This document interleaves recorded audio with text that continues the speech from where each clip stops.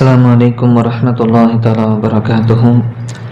أعوذ بالله من الشيطان الرجيم. بسم الله الرحمن الرحيم. சூரா அல் பக்ரா 233வது ஆயத்திலிருந்து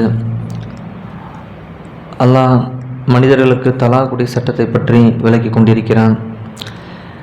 எவரேனும் தலாக் கூறப்பட்ட மனைவிகளிடம் தங்களுக்கு பிறந்த குழந்தைகளுக்கு தலாக் கூறப்பட்ட மனைவிகளை கொண்டு பாலூட்டுவதை முழுமையாக விரும்பினால், தாய்மார்கள் தங்கள் குழந்தைகளுக்கு அவை பிறந்ததிலிருந்து 2 ஆண்டுகள் வரை முழுமையாக பாலூட்டுவார்கள். குர்ஆனுடைய சட்டம், பிறந்த குழந்தைக்கு 2 வருடம் முழுமையாக பாலூட்டணும். இதுதான் சட்டம். இந்த காலத்தில் 1.5 வருஷம் 1 வருஷம் நிறுத்திடுறாங்க. தவறு. முழுமையாக பாலூட்டுவார்கள்.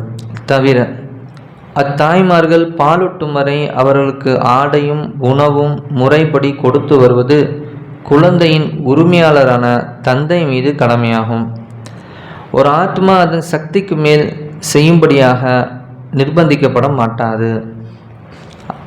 ஆகவே குழந்தைக்காக தனக்கு வேண்டி உணவின்றிய பாலூட்டும்படி அதன் தாயையோ அல்லது சக்திக்கு அதிகமாக கொடுக்கும்படி தந்தையோ துன்புறுத்தப்பட மாட்டாது. தவிர இவ்வாறே குழந்தையின் தந்தை இறந்துவிட்டால் அதை பராமரிப்பது வாரிசுகள் மீது கடமையாகும். குழந்தையின் தாய் தந்தை இருவரும் ஆலோசனை செய்து குழந்தையின் பால் குடியை 2 ஆண்டுகளுக்குள் மறக்கடிக்கவோ அல்லது தாயை விட்டு குழந்தையை பிரித்து விடவோ நாடினால் அவ்வாறு செய்வது அவர்கள் மீது குற்றமல்ல. மேலும் நீங்கள் உங்கள் குழந்தைகளுக்கு செவிலித்தாயை கொண்டு பாலூட்ட கருதி அதுவரை பாலூட்டி வந்த பெற்ற தாய்க்கு நீங்கள் கொடுக்க வேண்டியதை முறைப்படி கொடுத்து விட்டால் அவ்வாறு செவிலித்தாயை கொண்டு பாலூட்டுவது உங்கள் மீது குற்றமாகாது. இவற்றை நீங்கள் அல்லாஹ்வுக்கு பயந்து கொள்ளுங்கள். நிச்சயமாக அல்லாஹ் நீங்கள் செய்பவற்றை உற்று நோக்குகிறான் என்பதையும் உறுதியாக அறிந்து கொள்ளுங்கள். உங்களில் எவரேனும் மனைவிகளை விட்டு இறந்தால் அம்மனைவிகள் 4 மாதம் 10 நாட்கள் இத்தா முடிவதை எதிர்பார்த்திருக்கவும். இதற்கு மரண இத்தா என்று பெயர். ஆதலால் அவர்கள் தங்கள் இத்தாவின் தவணையை முடித்துவிட்டால் அவர்களில் மறுமணம் செய்ய விருப்பம் உள்ளவர்கள் தங்கள் ஒழுங்கான முறையில் அலங்காரம் ஏதும் செய்து கொள்வதை பற்றி குற்றம் இல்லை.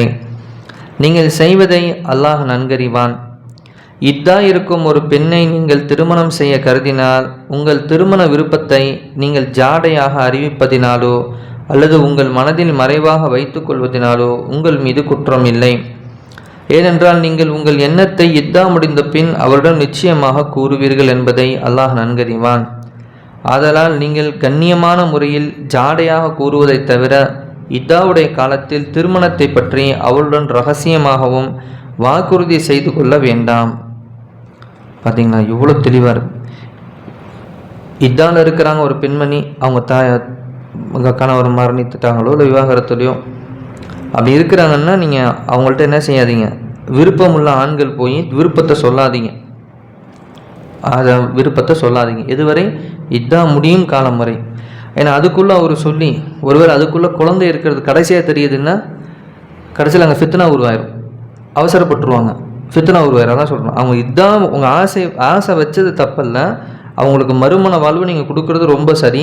ஆனால் என்ன, அந்த இதான் முடிஞ்சிருட்டும், அது வரைக்கும் நீங்கள் பொறுத்துருக்கணும் நல்லா சொல்லுங்கள்.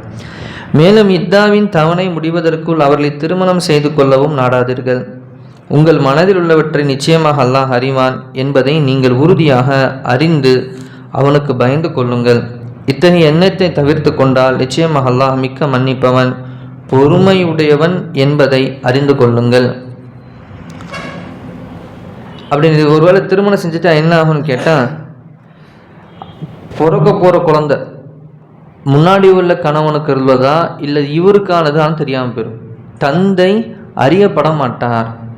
இது பெரிய ஃபித்னா உருவாகும்.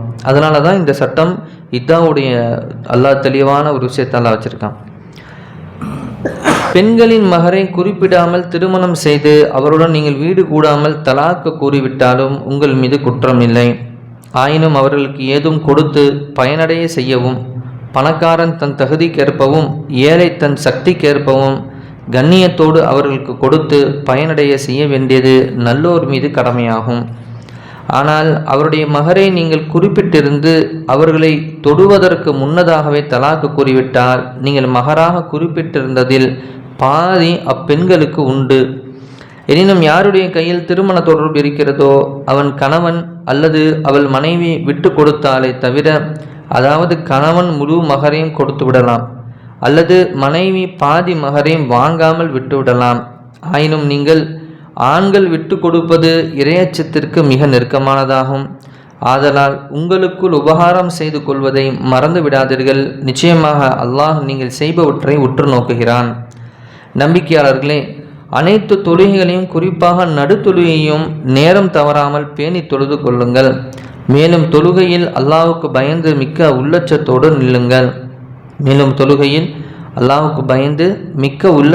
நில்லுங்கள். ஆனால் தொழுகையின் நேரம் வந்து எதிரி போன்ற ஏதேனும் ஒரு காரணத்தால் ஓரிடத்தில் நின்று தொழ நீங்கள் பயந்தால் நடந்தவர்களாக அல்லது வாகனத்தின் மீது இருந்தவர்களாக தொழுங்கள். தவிர உங்கள் பயம் நீங்கி நீங்கள் அச்சமற்று விட்டால் நீங்கள் தொழுகையை அறியாமல் இருந்த சமயத்தில் அல்லாஹ் உங்களுக்கு தொழுகையை கற்றுக் கொடுத்தபடி தொழுது அல்லாஹ்வை திக்ரு செய்யுங்கள். பாருங்கள், அச்சமுள்ள இடத்துல நீங்கள் நடந்துக்கிட்டும் தொழுவலாம், வாகனத்திலையும் தொழுவலாம்.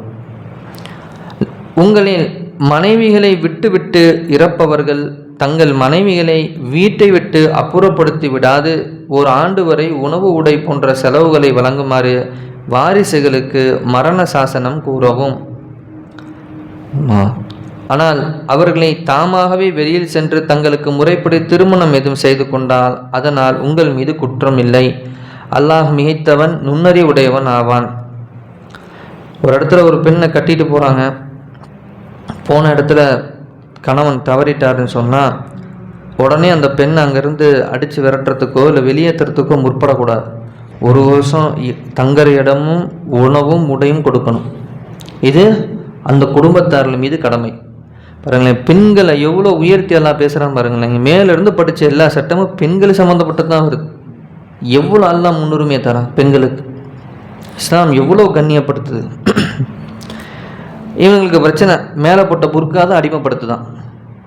அதுவும் கண்ணை விட்டு அவங்கள பாதுகாத்துருச்சு.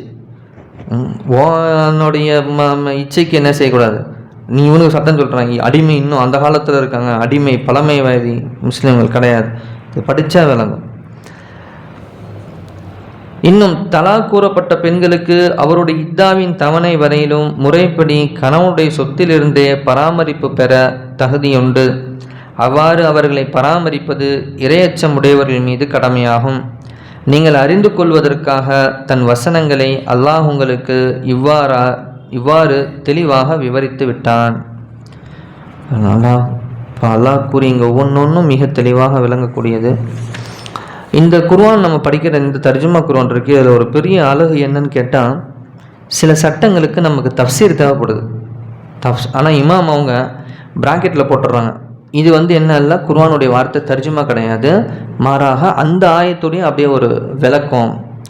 அதுதான் இமாம் அவங்க பின்னாடியே விளக்கியிருக்காங்க. இந்த பிராக்கெட்டில் போடக்கூடிய இந்த விஷயமெல்லாம் எந்தெந்த தஃப்சீர்கள்லேருந்து நான் உங்களுக்கு மென்ஷன் பண்ணியிருக்கேன் அப்படிங்கிறதெல்லாம் பின்னாடி இமாம் எழுதியிருக்காங்க.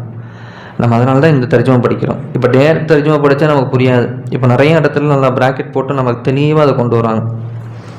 எனவே இதெல்லாம் படிப்பதற்கு அல்லாஹ் நமக்கு அருள் செய்தான்.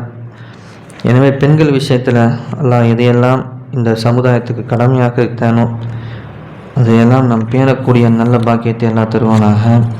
மீண்டும் அல்லாஹ் இந்த குர்ஆனின் மூலியமாக சொன்ன ஆயத்துக்களின் மூலியமாக அடியாரிடத்தில் என்ன நலவு ஏற்பட வேண்டும் என்று இறக்கினானோ அந்த நலவுகளையெல்லாம் நம்மிடத்தில் ஏற்பட பேணுதலாக அல்லாஹ்வுடைய கட்டளைகளை பேணக்கூடிய நல்ல அடியார்களாக நல்ல ஆண்களாக அல்லாஹ் நம்முடைய ஆக்கியால் புரிவானாக. சுப்ஹான் அல்லாஹி பிஹம்திஹி சுப்ஹானக அல்லாஹும்ம பிஹம்திக அஷ்ஹது அல்லா இலாஹ இல்லா அன்த அஸ்தக்ஃபிருக வ அத்தூபு இலைக்.